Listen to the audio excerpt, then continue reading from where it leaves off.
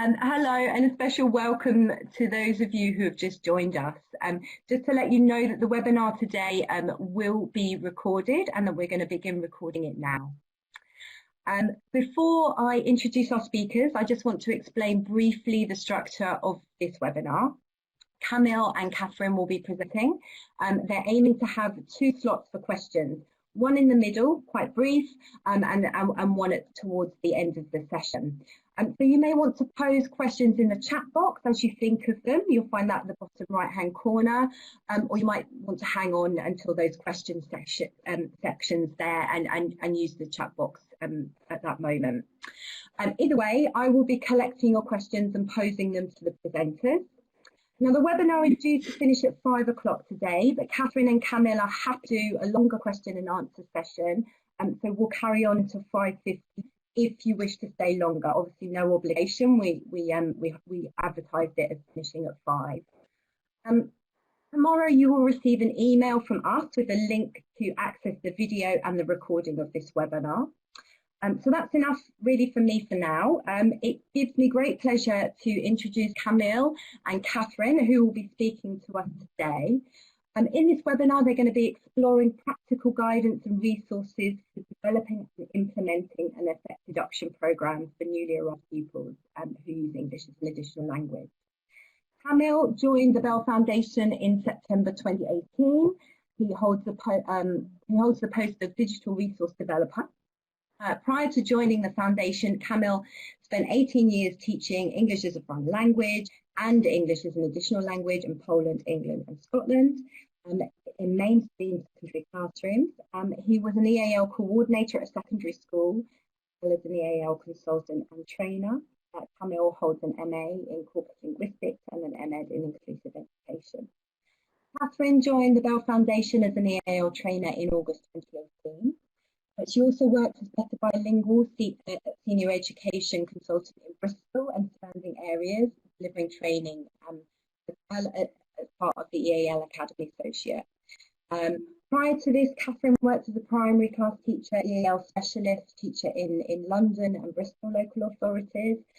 She has a history of collaborating effectively with education leaders, practitioners, EAL people, as well as their families, to develop and deliver inclusive practice with specific expertise in EAL provision.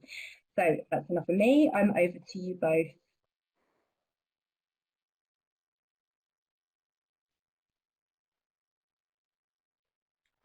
Hello. I hope everyone can hear me. Yes, I'm Camille, and I think we're going to begin promptly. So welcome. And welcome from me too. So I'm going to first take you through the intentions behind this webinar and what we want to achieve at the end of it. So first, this webinar will focus on the first weeks after a newly arrived pupil has joined the school.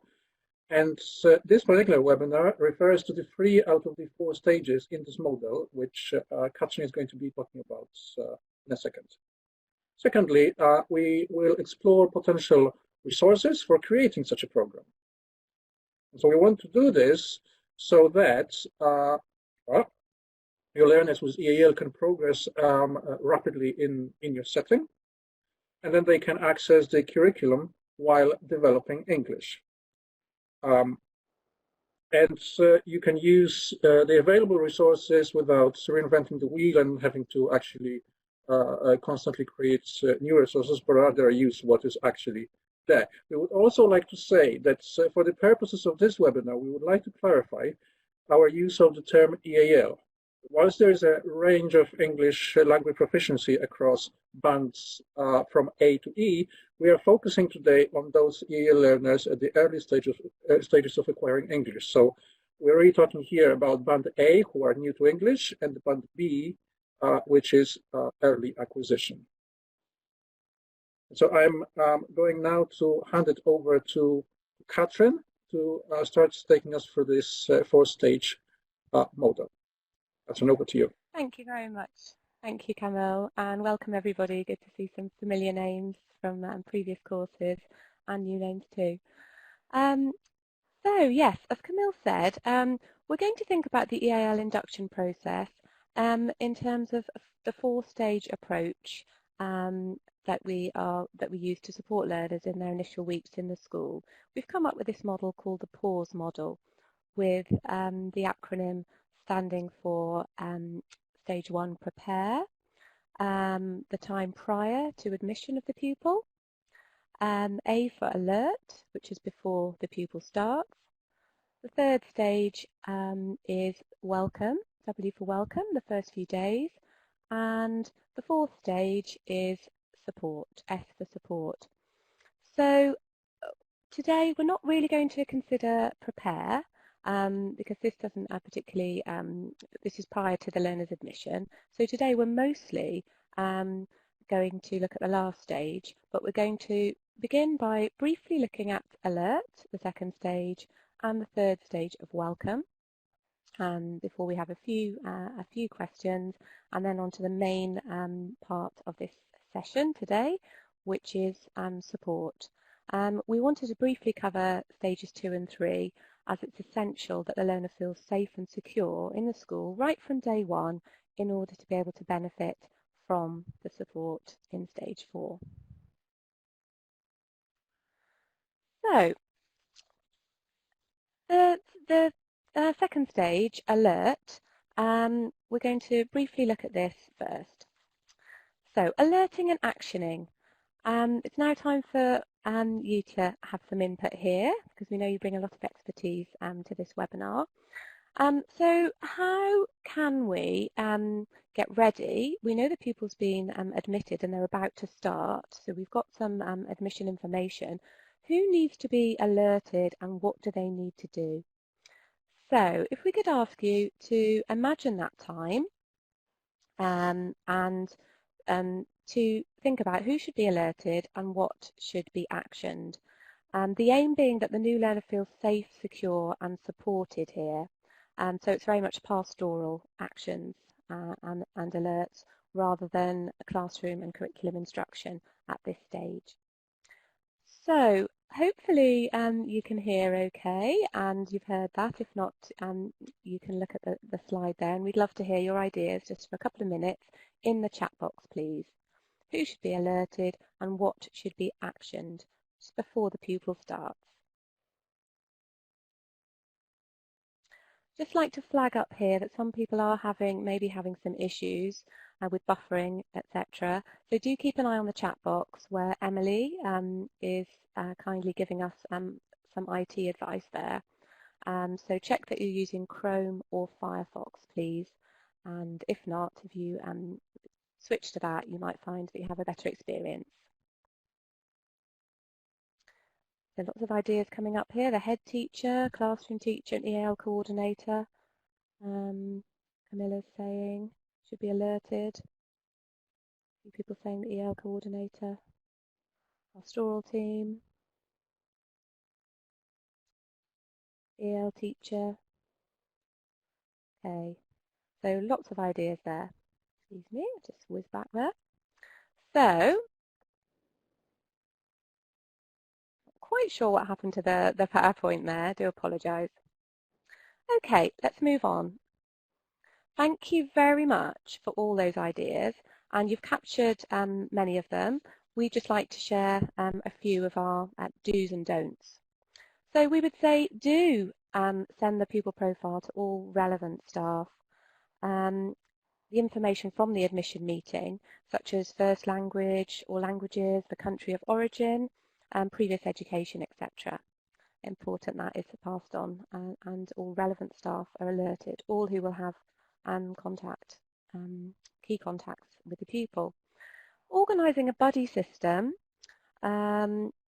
providing these key peers that both you and the pupil can easily call upon is really important. Another do is preparing resources for the first few days. What do we mean by this? Well, resources to facilitate this time, both practically and emotionally.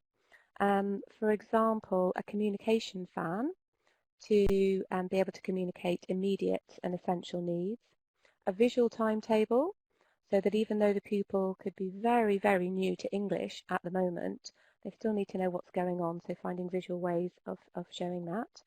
A bilingual glossary or translation app, etc. So whizzing through these this stage. So plan support for each part of the day. Important here to remember that sometimes, in fact, structured times, such as in the classroom, are perhaps easier to support, but it could be lunch times, break times, before and straight after school that can be quite potentially stressful and difficult for when you're new in a new place. So to plan in those support for those times as well. Essential arrangements. Thinking about these things, such as uniform and PE kit, school transport, free school meals or paid school meals, how are they accessed, medical dietary requirements, perhaps somewhere, a place to pray during the school day.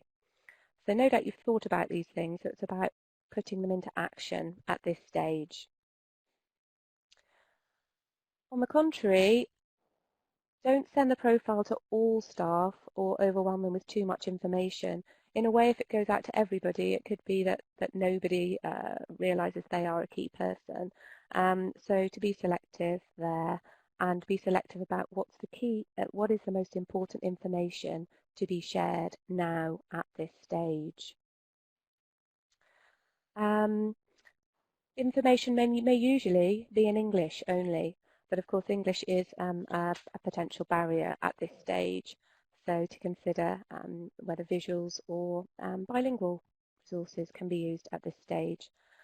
And then assessing the learner, we would strongly say not to do this immediately. Obviously, the learner will be like a rabbit in the headlights at this stage, and summative assessments, whether they are to do with English language proficiency, home language assessment, reading, spelling, numeracy, could well unsettle the learner at this very early stage and will most certainly, almost certainly, produce inaccurate results, which aren't very helpful. So at the Bell Foundation, we advise you to wait until the learner has settled in and understood routines, at least a week or perhaps two, before carrying out assessments. And now briefly on to stage 3 of the pause model, W for welcome. So, the first 2 days now. Can we please ask you to look at the question I'm just about to reveal and consider what should be done during the first 2 days when the learner joins the school. Again, we're thinking about making the learner feel safe, secure and supported. And not curricular things. So what would you do at this stage? Thank you. Ideas coming into the chat box. Shazia saying base them in the EAL department for some settling in time. Talk about school systems, talking to parents, tours of the school.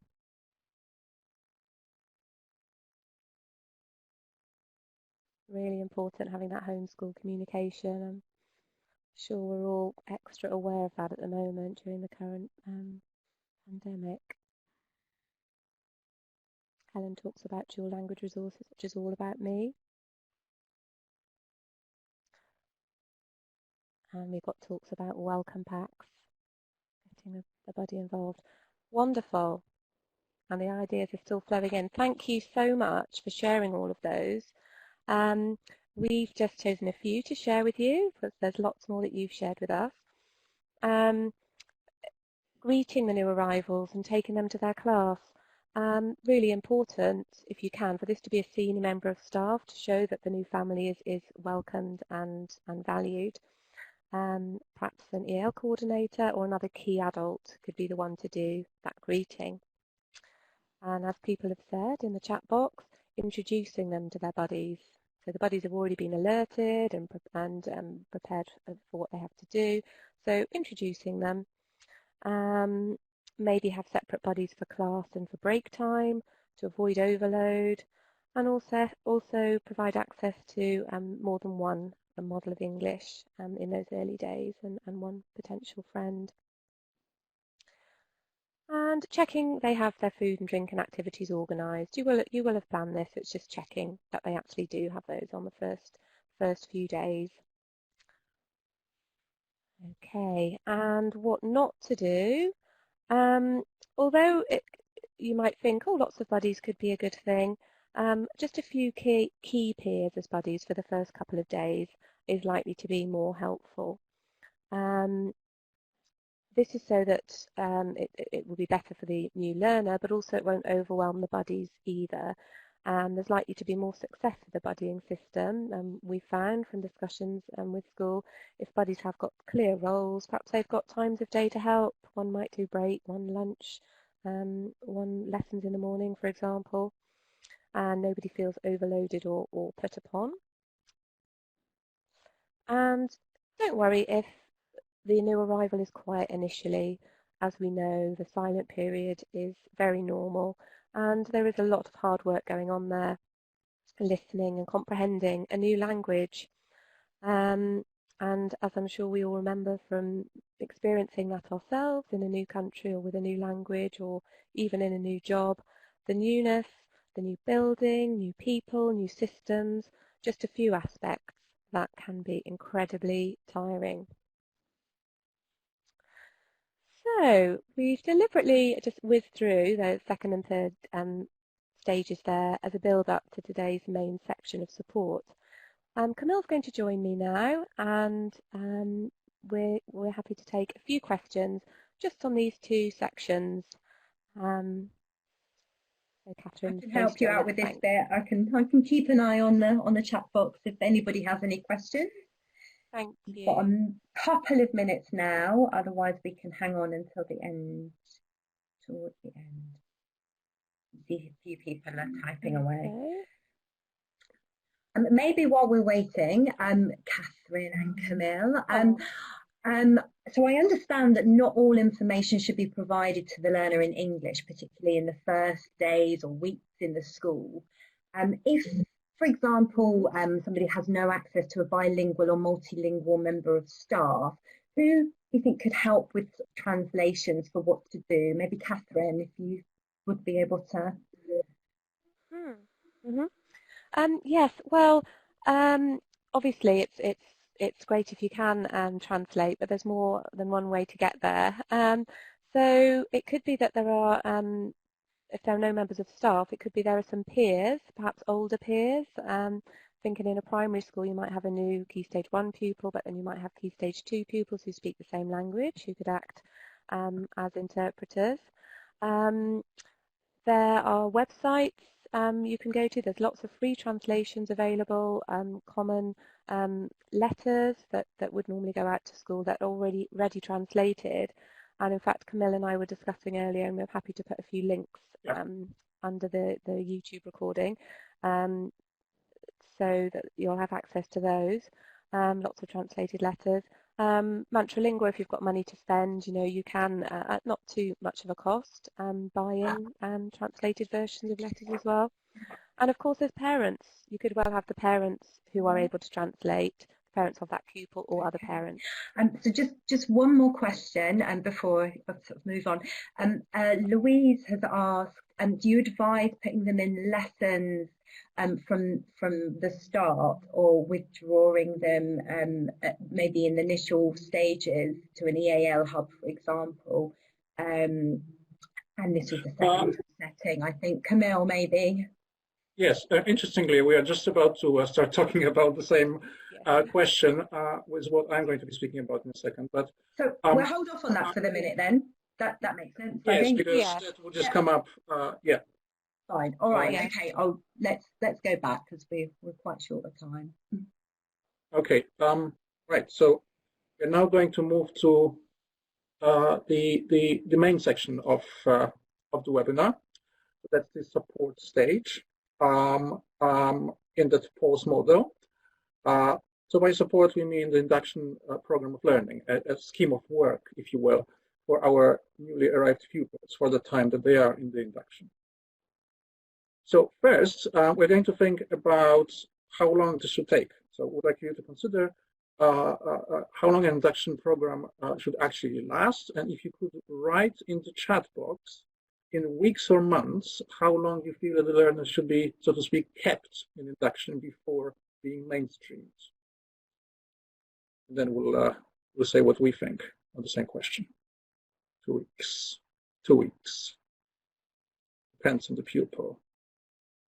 Yeah, we're getting largely 2 weeks, 4 weeks, a term, 6 weeks. Depends. So far, essentially, we're getting sort of up to 1/2 term, or it simply depends.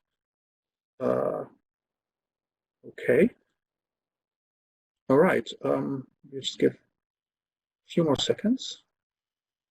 Lots of depends. 6-8 weeks, so a little bit longer now, but it's still under 3 months. Okay, so let's have a look what's we can say. So it is between 6 or 12 weeks, but actually, what we mean by this is that it should be up to 12 weeks and no longer. And so actually, nobody has mentioned in the chat box that it should be longer. So first of all, educational policy in England requires early immersion in mainstream lessons. There's a brief summary of government policy in relation to EAL learners written by Angela Overington. We're going to put this in the description of the recording of the video tomorrow. And what she writes there is that learners of EAL make the best progress within a whole school context where pupils are educated with their peers, although they also say that obviously no intervention is a silver bullet.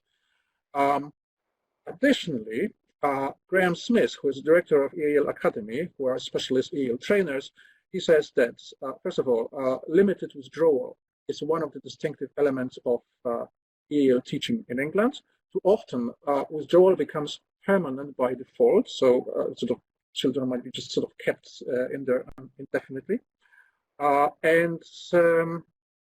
The idea that you are developing enough English, as some would argue, to be able to go into a classroom is there, but what is enough and who decides this? So it will be very difficult to determine this. And withdrawal, he says, should be time limited for a specific purpose and linked to the work of the mainstream curriculum. Okay, so please also note that this does not imply, and this is actually the answer to the question that was just posed, this does not imply 100% EAL teaching during this time. All learners have the right to access the curriculum, so removing them from the curriculum entirely, even if just for a short time, just to teach them English language will deprive them of this right. So you will need to determine the proportions, perhaps, between the time spent by them in EAL and time in the mainstream classrooms. There is also a matter of determining which lessons your learners will attend during this time and which they will not. One approach, that's the one that we're in favor of, is that learners do not attend more verbally heavy subjects at the beginning of this time, so such as English and history. So this is when perhaps they would be in the induction lessons, and they would attend more practical subjects where there's more visual context provided, such as design technology, arts, and drama, perhaps, and those kinds of subjects. And let me stress that, again, there are no silver bullets, so this is not to say that this is always the best and the only way, but it is one that you might choose today, but different contexts will dictate different approaches. Okay, we have one more question, and for this, I'm going to open one of our polls first, so you can see what we are talking about. Okay, and so what we would like you to consider is what type of materials to use in the program. And so I'm just going to take a short time before you start answering the question. You can see what type of content should be included. I'm going to just explain the terms that you can see in the poll. So there's a question of what type of materials to include. Will we just teach survival language, just basic grammar or vocabulary? Would this be a language-based content teaching program? That is, will you organize your program of learning according to aspects of grammar and thematic vocabulary, or vice versa? Will this be a content-based language teaching program? That is, you will teach English language on the basis of lessons from the curriculum of English, maths, science. If you have other ideas, you can also put them in the chat box if they're not listed in the poll. I can see that you already started answering to that, so give us maybe 1 more minute, and then we'll look what the answers are. Hopefully you see what is being put in. So we've got most of it. We have language-based content teaching, so language and curriculum, but with the focus on language in the first place. We've got some content-based, so the teaching of language is organized by with the instead of revolving around the content and the curriculum. And we've got a few people just basic English language, grammar, and vocabulary, but that would mean no curriculum in that case, and survival language. Obviously, that does mean that we can pick 2 of these and include 2 of these or 3 of these items within our induction program. Okay. So most of you have chosen language-based content teaching, and the second choice was basic English language, grammar, vocabulary, and the third being content-based language teaching. So let's just show you what we consider to be the best practice. Definitely survival language. I'll perhaps put this back to here. But we also suggest content-based language teaching. Let me explain. Okay, so we do suggest content-based language teaching to address the specific learning context that EAL learners find themselves in. The learners with EAL need to learn English and a curriculum that makes sense to use the content of the curriculum from the very beginning. This does not necessarily mean using the actual lessons as taught by other teachers in your school. It simply means that the content of the curriculum is the organizing principle of the program.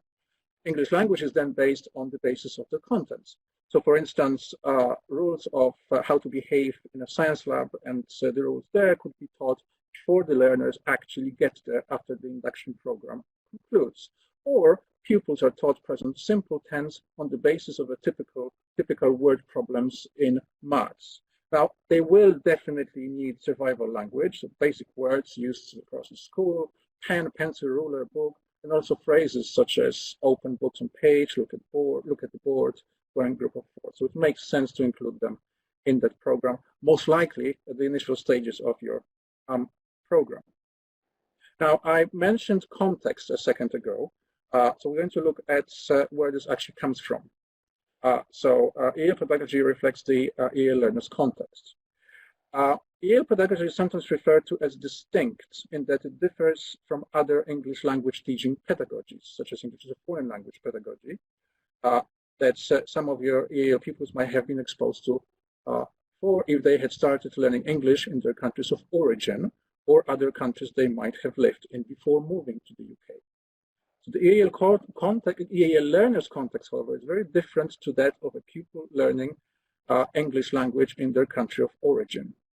Although in many countries it is now not unusual to learn 1 or more subjects through the medium of English at school, a learner attending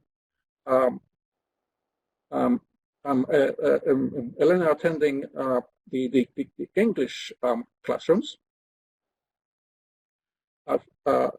finds that essentially, for example, a learner from Spain.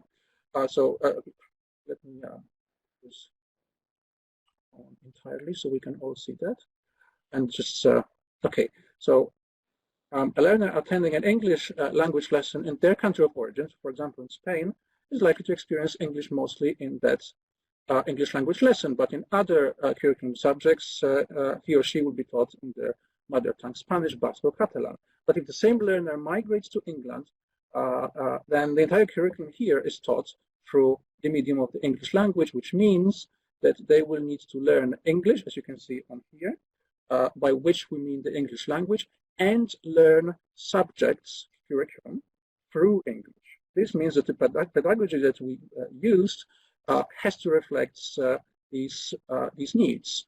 And so this is why the teachers need to be teaching English language and teaching for the curriculum at the same time. And so we can see this link right here. Okay, now using a simple example, rather than teaching a simple past tense, for instance, as an isolated, contextualized concept, the same tense can be taught by looking at how it is used in a source text in a history lesson, for instance. And so the specific linguistic requirements of particular subjects inform which area or areas of language need to be supported or taught. That's what underpins the EAL pedagogy. Okay, we're going to consider now how to organize our induction program. So what you can see here is just an example of what could be used to plan your program. We would like to state in the templates, first of all, a topic of the lesson, our language focus. So, for example, a simple tense or science lab vocabulary, language functions. That's you can see some examples at the bottom here. Okay, and then links to the curriculum, for example, math, science, or drama, and resources we could use for this purpose. The number here, the number column on the left, is not to suggest that it has to be taught in this particular order. It is obviously advisable to be flexible, and so perhaps it would help practitioners to see how the teaching of one area would build on another. And what we would suggest is indispensable in your planning is having a language focus, knowing which language functions to teach, and then having that curricular link. And here we have just an example of what this could look like. So the topic here is the peasants' revolt. The language focus is past simple tense, positive affirmative sentences, so not negations, and regular and irregular verbs in that tense. So language functions would be explaining, justifying. The peasants' revolt is a link to the history lesson. And we would use cause and effect graphic organizer. That will look at we'll look at that particular graphic organizer closer to the end of today's webinar. Okay, I'm going to hand it over to Catherine now to show you some induction program samples for the primary years first. Thank you, Kamil. Yes. So we've discussed so far what we mean by an induction program, and thank you for all the ideas in your chat box. We've not got a chance to pick up on all of them, but some really interesting ideas and discussions going on in there. So do bear those in mind as we go through the next few slides. So we've looked at the principles underpinning the induction program and the kind of time frame we're talking about. Camille's just also shown us a sample template. You may have a template of your own or others that you find work. So we know what we need now to plan an EAL induction program or an induction scheme of work. So what can we put into this template? How can we populate it? Well, what we're going to do now is draw on just some examples of good practice from EAL providers around England to avoid reinventing the wheel, as we've said. So we've picked out just a few samples to share with you, but at this point we'd like to say that there are many, many more available, and feel free to share any in the chat box if you'd like to. The ones we're sharing, we're going to look at ones for primary first, and then Camille will show you some for secondary, and these are all freely available from the links provided, which we will put under the YouTube recording after this webinar, so you'll have them. So whilst we look at these resources now and these samples, consider whether they may have a place in your school's induction programme. Perhaps they may enhance it, perhaps you already have them, but something to think about, to consider if you are enabling your new arrivals to progress rapidly and access the curriculum whilst developing their English. So the first primary sample we'd like to show you is a new arrival programme produced by Kickstart, who worked in the Bath area of the southwest. And this actual resource was put together by some Bristol teachers and Bristol EAL specialists originally, and is a popular one. Many schools have used this and found it helpful. It's recommended that schools timetable 2 or 3 30-minute sessions a week on each unit. So 1 unit per week with 2 or 3 sessions within that week. And this enables, especially important in primary, we think, the pupil to be part socially and emotionally part of their class. Obviously it can be adapted to suit the situation and to suit the pupil. Many of you have pointed out that there's lots of differences between new arrivals, and there absolutely are. I'm just going to stop and start my webcam because I understand it's frozen.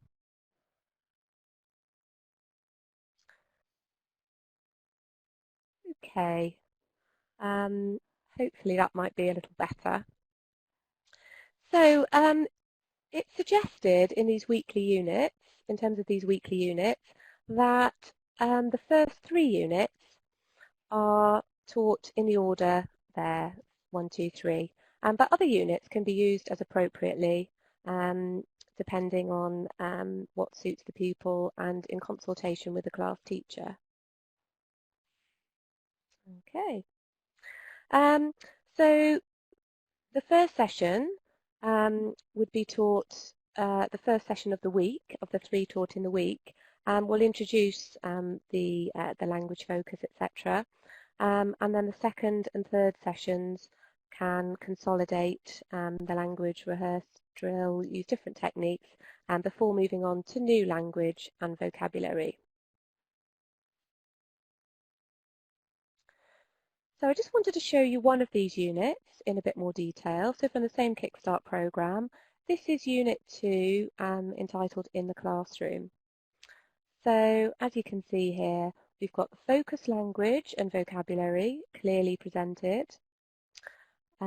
We've got the teaching activity and teaching points clearly identified. And then the resources. There are some MTAS resources here from the website where you'll find this Kickstart resource, and RT refers to Racing to English, which we'll talk about later. So there is good clarity here on the language which will equip children to access the curriculum and join in with class activities, which I think we'd agree is what Induction is all about. And the Induction programme also has some appendices, including this sample of a picture dictionary, bilingual picture dictionary, which can be really useful and can be used with a wide range of primary age pupils. I've used it with nursery pupils, newly arrived Japanese children in nursery whose parents were really keen on using this, and the children can draw the pictures if you don't want to provide them, and also the parents can write the script in their language, write the translations, or if it's older primary pupils, then they can. The idea of this vocabulary booklet is that it can be used throughout the Induction programme. You could populate it with some of the key vocabulary, and I found that older children are able to identify the vocabulary. They know they need to translate, so they can then start to populate it. And then at home, the meanings and the learning from school can be consolidated. So just before we move off that Kickstart resource, at the end of it, it suggests an assessment framework, and we would just say that we would suggest our Bell Foundation Assessment Framework to be the best one to use, to refer to record speaking, listening, reading and writing progress for those Band A pupils, possibly Band B, to build up to that summative assessment at the end of 6 or 12 weeks. Okay. Also from the MTAS for Success website for primary, and the last resource to show you today is a game to support language, school language. This is a Going to School board game, and you can see it's been translated here into Polish. Particularly for people like me who don't speak Polish, it's really helpful to have the phonetics there. And these can work well with children. And these games are very collaborative, interactive, with the language clearly identified. So these can be good resources to slot in to your Induction programme to specifically teach specific vocabulary items. And just like to say that these are all free to print off and to make and to keep, perhaps in your induction resource base. Okay. Right, I'm going to, thank you, Katrin. I'm going to talk you through the induction program samples for secondary. So what you can see here is a resource, a page from a resource from the Wokingham Schools Hub website. And so, as you can see, this includes ideas on what to do to establish essential channels of communication. So using appropriate forms to record information, and notes on initial meetings with parents or carers. Another page here, this is from the same resource. So this is a sample from planning for an induction lesson. So a template. And note that the attention to is paid to language functions again. So for example, naming places in the home, in one of the top rows, as well as sentence structures and vocabulary. And on page 2 of the same resource, which you can see here, we can see how the language is developing from survival to curricular. If you look at the top row there, the shapes one, the two-dimensional shape names in the top row, triangle, square, rectangle, pentagon, they'll be important for the subject of maths. Now, this is a different resource, originally developed as a collaboration between EAL specialists and a secondary school in Bath to aid communication with early-stage bilingual learners. This key visuals resource is a simple and yet very, very effective resource to support induction outside the classroom, for example, in the school office, as you have it, you can see here. And these sentences and matching questions could be built into your induction program. And this Bracknell Forest resource includes multilingual welcome words, printable signs in a number of languages that will indeed make your new arrivals feel more welcome and respected. And searching for, if you want to find others like this, just searching on Google for multilingual school signs will allow you to locate more resources of the same kind. This Bracknell Forest resources also include a very useful sheet with suggested strategies to use in the classroom. So they are divided into general strategies, which we see here, but also those that are for developing vocabulary and linked to speaking, listening, reading, and writing skills. This sheet is quite useful. It's not overpopulated with too many strategies, meaning it is not overwhelming, and it will be useful for EAL teachers in the induction classroom, but also since the learners will be also attending other mainstream lessons, it would be useful to disseminate this to other mainstream teachers in the school. I should just mention that we also have our own support strategies documents with many more strategies for supporting learners with EAL, and they are divided into different bands. If you can, they're part of a pack packed together with our EAL assessment framework and can be downloaded for free from our website. We will put that link as well tomorrow into the description of the video recording. Okay, so now we're going to move on to talk about a series of resources that you could use to create your own induction program. So using already existing packs like EAL induction packs is okay, but we think that those kinds of resources are never going to fit your particular context of your school. So it would be perhaps better to use existing resources to compile a program to suit your own context and your particular learners. This way, you'll also be able to ensure balance between listening, speaking, reading, viewing, and writing activities. And you would, if you wish to link to the particular areas of the curriculum that you want to choose, making that distinction between which that's the determination which lessons your learners will be withdrawn out of the EAL induction class, then of course creating your own program and using those kind of resources will help you to do that. Finally, if you can easily expand your program as needed using available EAL resource banks. For example, if you feel that one of the learners needs more support than perhaps the other ones in the group. Okay, so the first resource is our own EAL Nexus website. It's a large repository of EAL resources. All the resources linked to the curriculum, both for primary and secondary years. They exemplify a number of EAL strategies widely recognized as effective. They are easy to download and print, and all the resources packs include teaching notes as well. Here's primary and secondary, teaching notes included. Here's one example of such a resource from the website that could be useful for your induction process. This example is for primary context. As we can see, it is linked to the curriculum as it is around the Neolithic era. There are visuals provided to help support developing vocabulary. Tenses to be practiced here is the present simple. We can see this in the questions. All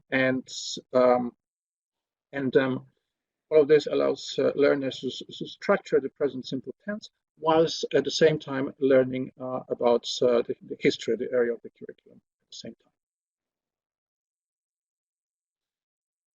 The Collaborative Learning Project website contains a number of resources for early years, primary and secondary years, all based on mainstream curriculum topics in a large variety of subjects. These are group work resources, aiming at ensuring that every member of the group contributes to such collaborative work. As each of these resources, they are free to download, offers significant language scaffolding. So that's another one that we would recommend.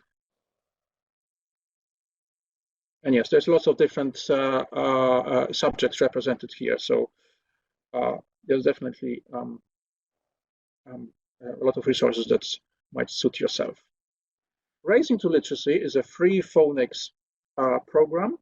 There's 16 lessons with printable resources here. These are tailored specifically for learners with EAL. It is particularly appropriate for learners on Band A, who will often struggle with the relationship between written letters and their pronunciation in English, and can be used with both primary and secondary learners. And as opposed to some other available programs of teaching phonics out there, which teach phonics through decontextualized sounds, this program supports learning phonics through context, that is, images, sentences, and short stories. Again, this is free to download as well. The lessons plans provided as well. And again, phonics are taught contextually in line with EAL pedagogy, as I just said. Racing to English is another resource to consider. This resource is on a CD, has been specifically designed for newly arrived learners to English, so A to B learners. It is not free, but it's quite affordable, we think, under £40 only. And all resources are printable. Most offer links to different curricular subjects: English, history, maths, geography, and more. Here you can see an example of an activity based on a reading about Rosa Parks. And lots of different subjects represented. And there's always a kind of link made by lots of these activities, taking a learner from speaking first to writing later. Learning Village is an online piece of software designed specifically for EAL learners. The system comes with learner progress tracking tools and additional printable resources that can be used to reinforce digital learning. There are over 950 lessons included, arranged thematically. This includes survival English lessons, number of lessons teaching vocabulary and grammar for the curriculum, and the content is highly visual and auditory. And all the phrases and words are recorded and can be played back. It does have a cartoon-like look, and so it means that it might be more appealing to primary age learners, but it has been received quite well by many students in Key Stage 3, perhaps not Key Stage 4. Okay, then there is EAL Hub, which is a relatively new resource website with a number of EAL resources. All of these resources are printable and include teaching notes. Tier 1 is a group of resources aimed at Band A learners. Most of these resources link to the curriculum and to skills required in the curriculum. Lots of these include audio and video materials, and so the ability to listen for understanding and watch for understanding. And yeah, it's another good resource. It is not free, but there are lots of samples on the website that you could look at first. Now, too often perhaps we might focus on EAL learners' barriers to learning, and perhaps not so much about, on their assets. And one such asset is their bilingualism or multilingualism. An important aspect of this is what's known as language maintenance. That is ensuring that that the pupils maintain and further develop their home language alongside English. Now, none of the already existing induction packs that we are aware of seems to take advantage of the first language of those learners. And so using a website such as TED, with hundreds of videos on serious academic topics can help. These videos are subtitled in a huge number of languages, often with transcripts and in the same languages provided. The videos at TED can be searched for by topic of interest as well. Teachers can use such videos, as a starter to their lessons, or perhaps videos as a starter to or perhaps for homework around a particular topic. And this way, content does not need to be simplified or reduced because of the English language barrier. And it's also worth pointing out that, especially now, the TED Talks in English provide exposure to the richness of spoken English, which may be one of the things they're missing out on at this precise moment, was home learning during the current school closures. Another such website is Khan Academy, which provides a large number of videos in numerous languages on school topics, 30 languages to be precise. And here we can see a screenshot from a video on magnetism in Polish. Now, these videos are not just isolated videos. Often they are topic series of lectures. If there is a video only in English, it might still be possible to find subtitles in your learner's language. Flail stands for Content and Language Integrated Learning, and this is an approach aimed at teaching English through an academic subject. This is actually a resource book for teaching English through biology, chemistry, and geography. And there are additional audio materials provided in a CD.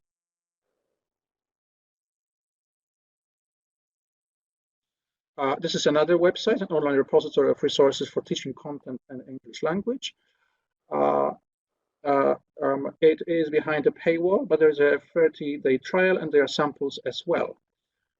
It could be used for primary and secondary learners, numerous curriculum subjects, and all resources are accompanied by teacher notes. This is another CLIL resource book for teaching maths and science.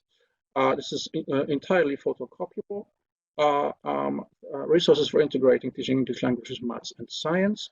There are additional activities on SD, and even includes a short guide to CLIL. Finally, consider using picture books. Picture books use no words. The entire story is told through pictures and images. Chanton's The Arrival is one such book. These resources offer opportunities to use the first language in the classroom and enable the learner to demonstrate their full cognitive skills. But it can also create a bridge between the first language and the English language. The learner with EAL annotates such a book with their ideas of what is going on in the story. They might want to tell others about their ideas in English. And so these resources provide such incentives to use English in the classroom as well.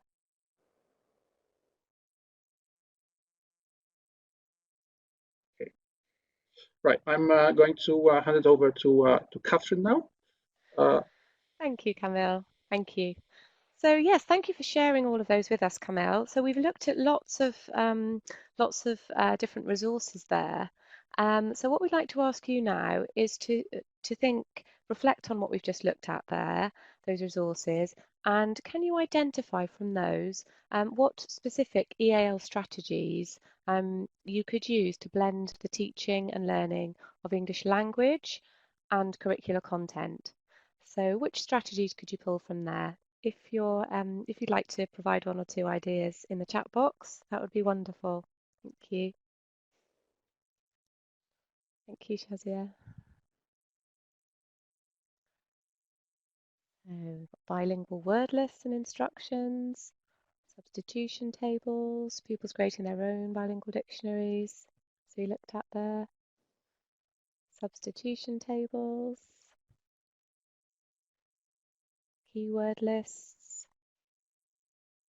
matching pictures and quotes. Lots of ideas, thank you. Lots of visuals, tasks, activities. Wonderful. That's brilliant. Thank you, everybody. Thank you. So thank you for your answers, which covered many things that we're going to touch on now, and many more, I should say. So what we wanted to say now was that the Bell Foundation has, which you may have seen, a specific page on our EAL Nexus website called Great Ideas. And there are 20 great ideas on there. And in fact, many of them have appeared in the chat box just now. So we've just pulled out 5 of those great ideas to look at now, and you can see them on the screen here. So apart from flashcards, we've got substitution tables, more of that in a moment, collaborative activities, i.e. group work where learners come together to share their knowledge, each have a role and work on a final product just such as a report or a piece of text written together. We've got graphic organisers, which may be a Venn diagram or a cause-effect visual, such as we've already looked at. And we've got speaking and writing frames. Now, just in case you're not sure what a substitution table is, we've got an example of one here. So all the language that is needed by the pupil is available, and it's a matter of selecting and substituting particular words into particular positions. So obviously you have to understand the vocabulary and the structures, but they're there to support the pupil. So what we'd like you to do is to just very quickly, it's a very short of time, to just consider which of these 5 would you say are most appropriate and most useful for your induction classroom. So if you just use the numbers, so if you put 3 first, that means you think flashcards are most important. 5 second would be the collaborative activities, for example. So perhaps you just like to perhaps put some numbers in for the first few. Oh, some people have already done 5. Brilliant. Thank you. Okay, we've got 3 coming up quite a lot at the beginning. A lot of people keen on 5 as a first choice as well. Okay, great. Thank you very much. Thank you. Okay, that's interesting. I'd say a quick look, 3 and 5 coming up as the top choices. And in fact, we thought that number 3 was a good one to come first as well. Really visual, can be bilingual, and introduces that key vocabulary that children need as the building blocks, children and young people. Yeah, speaking frames also really supportive for as they enable a way for English learners to begin their sentences, learn fixed expressions, etc. There are other ways you could have ranked these, but our choices are here and our justifications. So a substitution table is a kind of speaking and writing frame, you could say. And then we put graphic organisers next. They do rely on you understanding some vocabulary. And then collaborative learning, we actually put as number 5, because unless there's a lot of scaffolding and differentiation, it may be hard for a pupil to join in and produce language for the collaborative activities. However, it's interesting that a lot of people put this as the first one, because when we're reflecting on this, we also thought this is excellent for going back into the classroom, because it's excellent in terms of hearing language being used purposefully in context for real reasons. So it's very good support, induction support back in the classroom.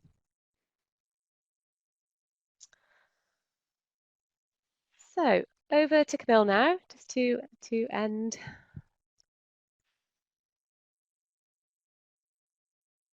Can't hear you, Camille. Everyone can hear me now? I think that's Yes. better. I'm going to try and do this rather quickly because we are running out of time and we still want to have our questions. So this is essentially an example of using one strategy and trying to show how to link the support of English language to an area of the curriculum. So the subject here is history. The topic is the Peasants' Revolt. This is what we talked about earlier on. We saw that topic earlier on in our planning template. Now we can see, okay. So first I'm going to show you all of the bits of the graphic organizer. So as you can see, the idea here is that the students should write about 5 causes of the revolt, and then these causes would lead to the consequences. So that would be a graphic organizer we could use to help their thinking. However, as much as this graphic organizer is helpful, it's not enough for a learner with EAL because it will be difficult to know what to write for the causes and consequences and might not have the grammar and vocabulary to express that knowledge. So we need to do something more. Okay, so the graphic organizer is based on a piece of text originally read in class. Let us focus our learners' attentions on just the verbs. That will be our focus. So the source text is written in past simple, so our language target for them is enabling them to use regular and irregular verbs in the past tense. Therefore, as you can see, we add the verbs say, hate, be, introduce, try to the graphic organizer, and then beneath we use the sentences from the original text, and those are the causes, but take the same verbs out of them. The learner then needs to use the verbs from the graphic organizer and put them in the gaps. But this time, they would need to change them to said, hated, was, introduced, and tried. And then we move on to the consequences. And for consequences, I'm just going to move to the next slide for this. Okay, and here what we can see is, so we need to enable them to write about those. This time we provide the sentences, but remove the verbs from them. And so we provide them with a list of the verbs in their base form, called set B. And they need to insert them into the consequence sentences in their correct past simple form.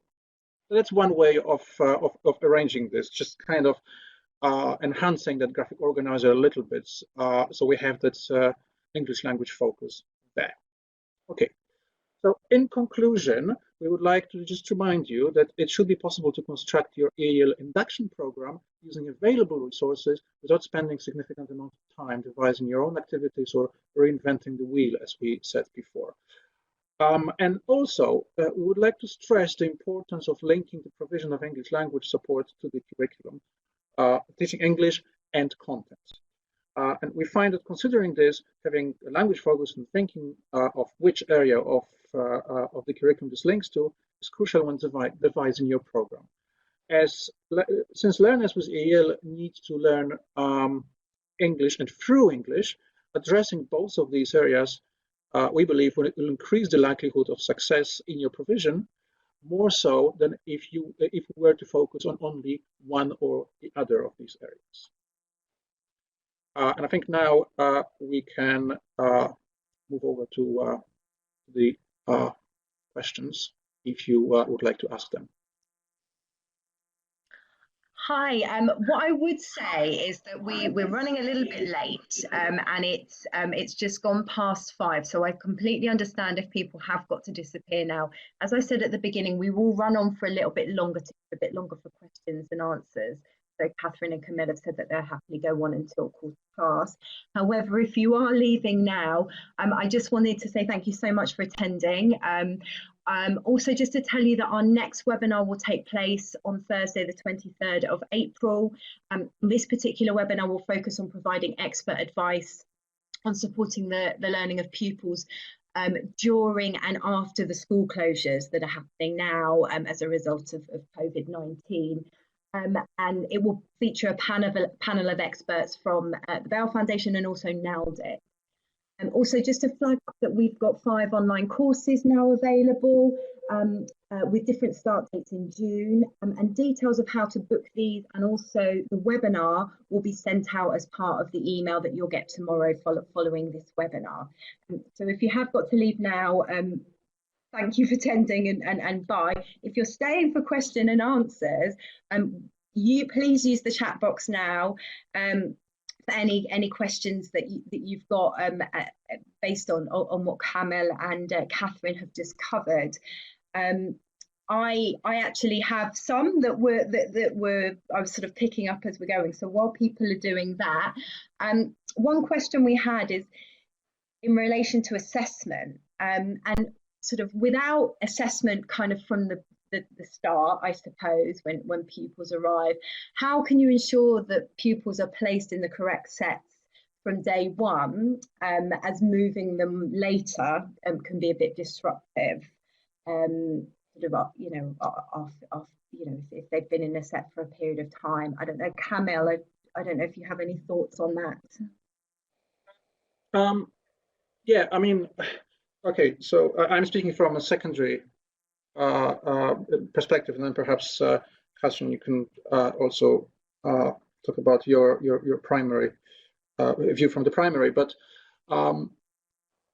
one of the things that is very difficult to actually establish very early on is, to distinguish between the actual cognitive ability of a learner away from the English language barrier. So, if you were to test a learner around something like maths, where in secondary you would then need to make a decision about which set to put them into, that actually is quite difficult to sort of find a test that would be completely word free, so to speak, verbally free. So it might be a better idea to the general advice is actually we would want to put them in the first place in at least middle sets or high sets, because then you're avoiding a situation where you're putting them into a bottom set on the base because of that English language barrier. And obviously, if it is determined later that actually this is to high a set, then that's perfectly fine to sort of once you actually can distinguish the two.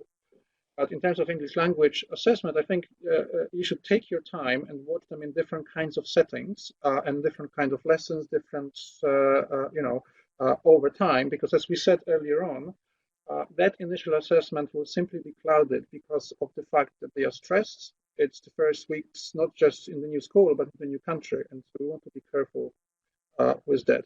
I would suggest you put them in middle or high sets and then observe them in there. And the high sets, they will benefit from the presence of learners who are English speakers, who tend to speak with better vocabulary and grammatical structure. So they will basically take those in and actually improve faster. So, Catherine, I don't know if you want to comment on that as well. Yes, just briefly to say I totally agree with that. I think while we're working out cognitive ability, which we can only assess, as people are saying in the chat box, through English, then we need to make sure that children have access to very good English language role models, and therefore and cognitively challenging work. So putting them in the middle or high sets is really important to send that message that we're not judging them to be in the lower sets without knowing. While we don't know, keep our expectations high. Okay. Another couple of questions we've had. What would you recommend in terms of GCSE or other options for new arrivals who come in Key Stage 4? So I think they said we have core support, but wondered what you think regarding GCSE's options for those new arrivals who arrive late. Camille, maybe I'm going to go back over to you because that sounds secondary.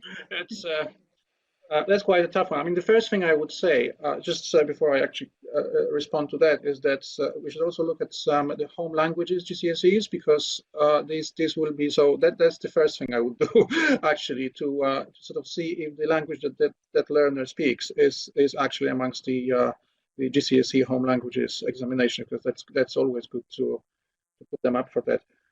In terms of the options themselves,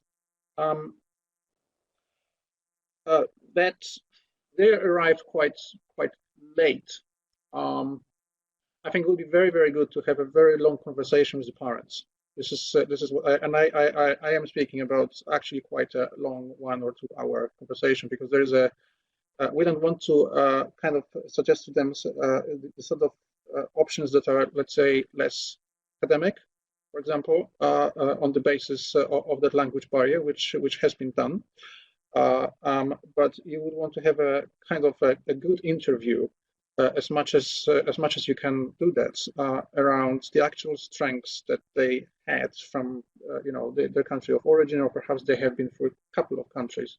Then determine where they're actually strong. It's again the same kind of discussion between, are we not letting their current English language ability to actually sort of make it more difficult to see where their strength is. I would just as a last thought, I would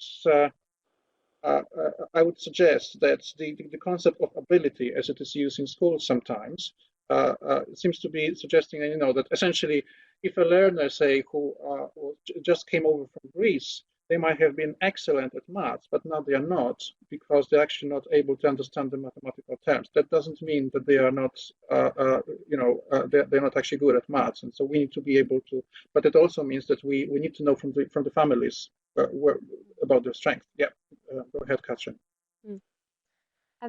Yeah, just to add to that, I would totally agree. And Camille, you're much more of a secondary expert than me. I'm mostly primary, but I have worked with some secondary pupils in recent years, and I would say that the induction we've talked about today is still very much applicable and relevant, because it's about accessing the curriculum. I totally agree with, to do that, as you say, Camille, we need to know about background, and for instance, the students I work with who had strengths in maths and science and aspirations to be doctors, etc. That's very relevant in thinking about options.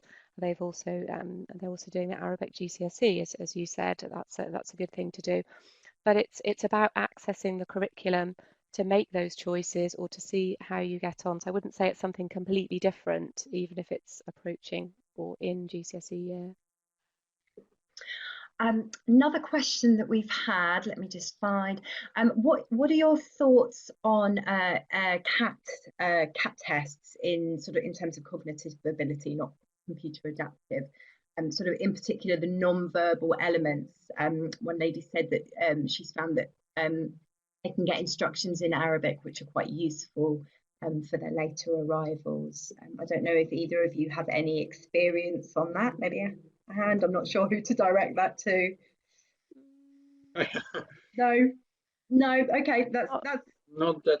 No, unfortunately. No, I did notice Rua had a question about language objectives, which maybe is so relevant. what lesson objectives or what language objectives would you have for an EAL induction program? Catherine, maybe.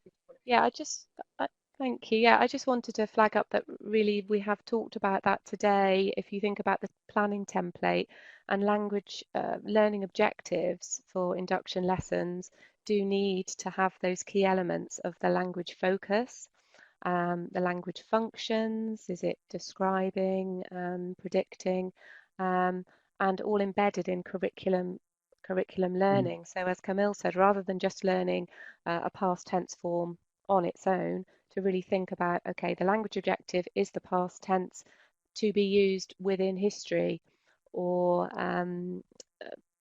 predictive language to be used in maths or science or whatever it is. So that's the way to think about the objectives, I would say. Would you agree? Yeah, can I just add to that?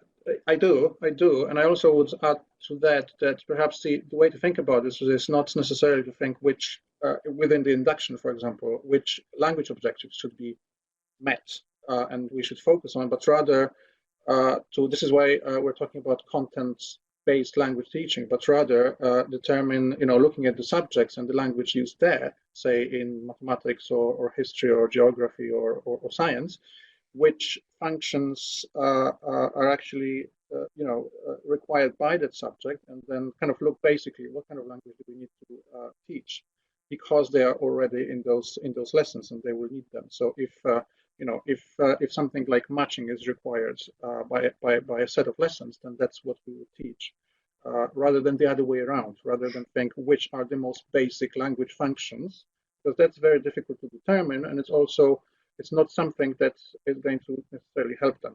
And I also would say that our EAL assessment framework is also structured around the kind of what is it that they need to do in the lesson, and how, and so our descriptors also reflect that we are essentially looking, it is for the curriculum.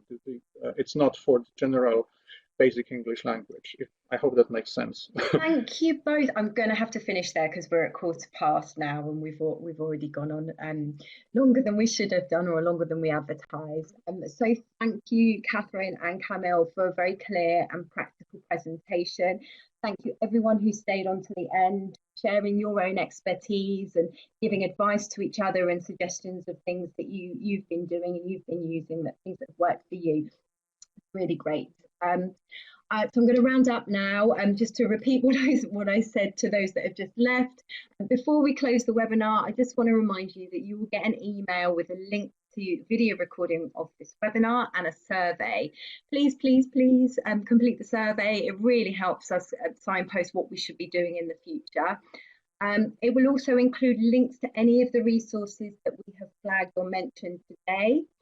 Also, just to remind you that the next webinar will take place next Thursday, that's the 23rd of April, and it's going to focus on providing expert advice on supporting the learning of pupils while schools are closed and also after they return. It will be co-branded, so it will be NALDIC and the Bell Foundation, and there will be a panel of experts being able to answer some of your questions. Also, just to flag that we've got 5 new courses available. They're live now on Eventbrite and through the Bell Foundation website, so please go and check those out. And details of how to book these will be sent out tomorrow with the recording. Thank you so much again for taking part in the webinar today. We're going to finish now. Bye-bye, everyone. Thank you. Bye. Thank you. Bye-bye.